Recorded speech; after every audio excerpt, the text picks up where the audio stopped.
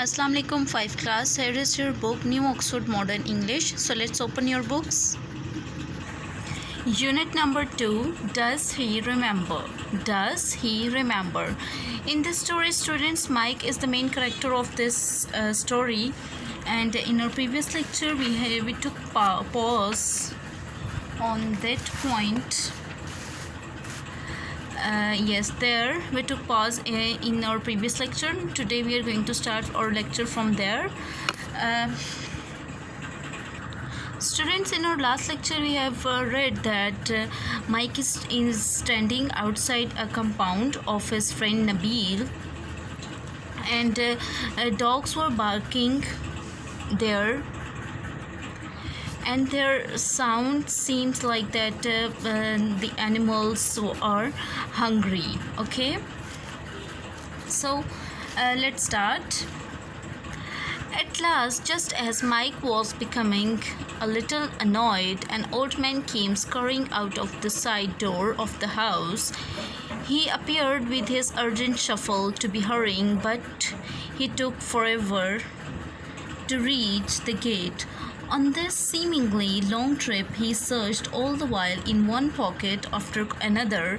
When he finally reached the gate, his smile indicated that he had found what he had been looking for, the key to the padlock. Here is a word annoyed. Annoyed mean to get bored, यानी परेशान हो जाना, चिढ़ जाना, bore हो जाना. ठीक है. Scurrying mean fast steps, यानी तेज़ी से कदम उठाना, तेज़ी से चलना. Seemingly, apparently, यानी बज़ाहिर. So अब माइक डोर के बाहर, कंपाउंड के बाहर खड़ा था, वेट कर रहा था, बार बार वो डोर बेल प्रेस कर रहा था कि कोई आए और दरवाज़ा खोले. लेकिन अब वो काफ़ी देर से वहाँ खड़ा था, and now he is becoming annoyed, and अब वो चिढ़ रहा था. ठीक है. तो इस वक्त जब माइक थोड़ा सा चिढ़ने लगा था, एक बूढ़ा आदमी तेज़ी से घर के पिछले दरवाजे से बाहर आया.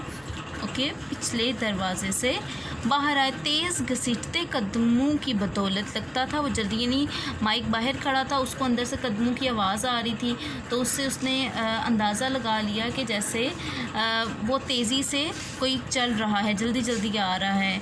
लेकिन दरवाजे तक पहुंचते पहुंचते उसको वक्त लग गया.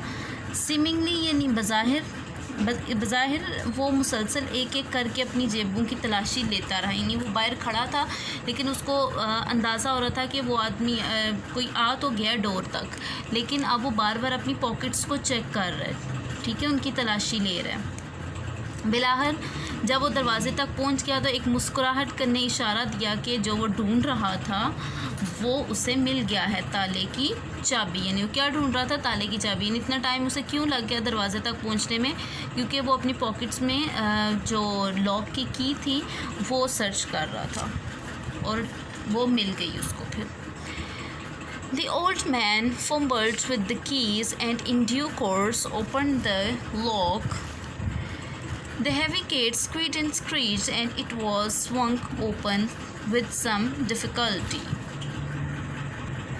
Fumbled means ज़ोर आजमाई करना, यानी किसी चीज़ को ज़बरदस्ती खोलना. तो अब बूढ़े ने क्या किया? ज़ोर आजमाई की चाबियों के साथ, और उसने फिर ताला खोला. यानी वो ताला काफ़ी पुराना लगा हुआ था, इस वजह से उसको खुलने में प्रॉब्लम हो रही थी.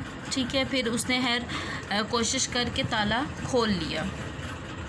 The heavy gate squeaked and screeched. Squeaked and screeched, students, ये डोर की आवाज़ होती है. जब आप कोई पुराना दरवाज़ा खोलते हैं तो वो खुलते वक्त जो उसकी आवाज़ होती है उसको स्क्वीकिंग एंड स्क्रीचिंग कहते हैं. ठीक है. किस कदर दिक्कत के साथ खुलते हुए भारी भरकम दरवाज़ा, यानी वो जो दरवाज़ा था वो इतनी मुश्किल से खुल रहा था कि उसकी साउंड प्रोड्यूस और squeaked and screeching. Okay. The old man stood to one side to let Mike in. यानी अब बूढ़ा जो है, जो सर्वेंट था, ठीक है, बूढ़ा माइक को अंदर आने का रास्ता देने के लिए एक तरफ हो गया, एक साइड पे वो खड़ा हो गया कि माइक अंदर आ जाए. He then use some effort to heave the gate shut again. It was apparent that the gate had not been opened in a long while. जब माइक अंदर दाखिल हो गया फिर उसने बूढ़े आदमी ने ज़ोर लगाकर दरवाज़े को दोबारा से बंद कर दिया और इससे पता चलता था कि दरवाज़ा काफ़ी अरसे से नहीं खोला गया था। Now Mike waited for the old man to lock the gate.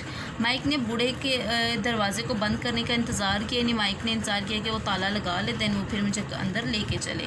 More fumbling then he followed him to the front door. मज़ीद उसने ज़ोर आजमाई की और फिर जाके कहीं दरवाज़ा बंद हुआ, फिर वो उसके पीछे पीछे सामने के दरवाजे तक चला, यानी फिर जब वो डोर बंद कर चुका ओल्ड मैन तो माइक उसके पीछे पीछे सामने के दरवाजे की तरफ चलना शुरू कर दिया उसने। The baying from the depths of the house reached new heights. Mike made sure to keep close to the old man, determinedly staying a step behind him. अब माइक जैसे जैसे घर के अंदर दाखिल होता जा रहा था वैसे वैसे उसको भौंकने की जो आवाज़ें थी वो और ज़्यादा ऊंची सुनाई देने लगी और फिर माइक ने ऐसा किया कि मतलब जैसे जैसे उसको भौंकने की आवाज़ें सुनाई देने लगी वो खौफ आ रहा था, उसको डर रहा था और खौफ के मारे वो बूढ़े आदमी के पीछे पीछे चल रहा था। On entering the hall, Mike was shown into a large, dark living room. The heavy curtains on the windows kept out the light. Although it was 3 o'clock in the afternoon and there was bright sunlight outside, a table lamp in one corner emitted a dull glow that partially illuminated a small section of the room.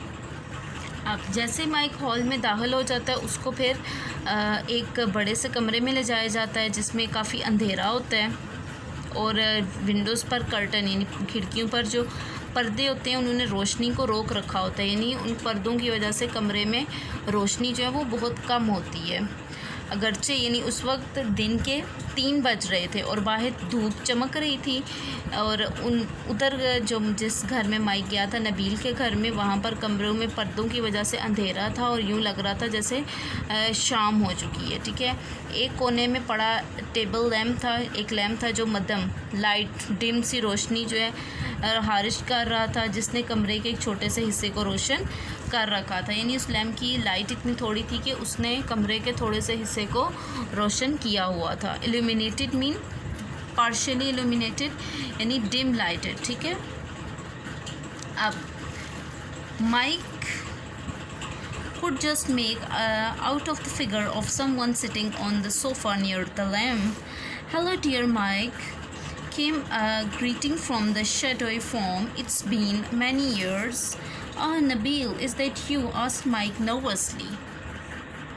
अब उस कमरे में mic ने lamp की हल्की सी रोशनी में सोफ़े पर बैठे हुए किसी इंसान का साया देखा, इन उसको उसने डिटेक्ट कर लिया कि यहाँ पर कोई बैठा हुआ है, इन सोफ़े पर कोई बैठा हुआ नज़र आ रहा है। सो एकदम से उसको आवाज़ आती है, "हेलो माइक।" जो साया होता है उससे सलाम वगैरह आता है और वो कहते हैं कई साल गुजर गए। एकदम से फिर माइक कहता है, "ओह नबील, क्या ये तुम हो?" माइक ने घबराए हुए अंदाज में पूछा, क्योंकि वो घबराया हुआ था। एक तो उसे डॉग्स की आवाज़ें जो है वो आ रहा था, उस वजह से डर रहा था और एक जिस कमरे में उसे ले जाया गया वहाँ पर भी अंधेरा था, इस वजह से वो घबराया हुआ था और घबराहट में उसने पूछा कि ओह नबील, क्या ये तुम हो? "Yes, come," the reply. हाँ, जवाब आया। The baying continued, but since there was no visible movement in the room, Mike was hopeful that the hounds were behind a secure door somewhere, but he was not completely convinced that this was true.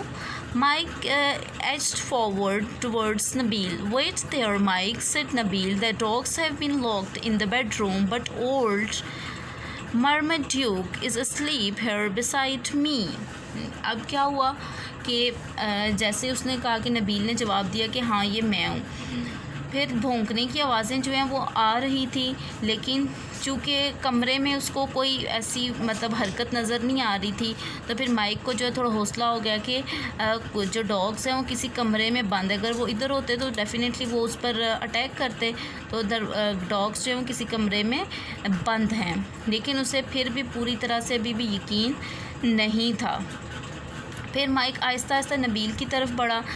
Nabeel ने फिर उसे कहा वहीं रुको mic. Nabeel ने कहा कुत्ते तो ख्वाबगाम यानी ये कमरे में बंद हैं, लेकिन बूढ़ा मार्माड्यूक, यहाँ पर एक डॉग का नेम है मार्माड्यूक, यहाँ मेरे पास सोया हुआ है। यहाँ आपको पिक्चर में नज़र आ रहा होगा, here is a Marmaduke. Okay, Marmaduke said Mike. August stopping dead in his tracks, the old Marmaduke, the dog I used to tease when he was just a pup. Yes, replied Nabil. You remember Marmaduke?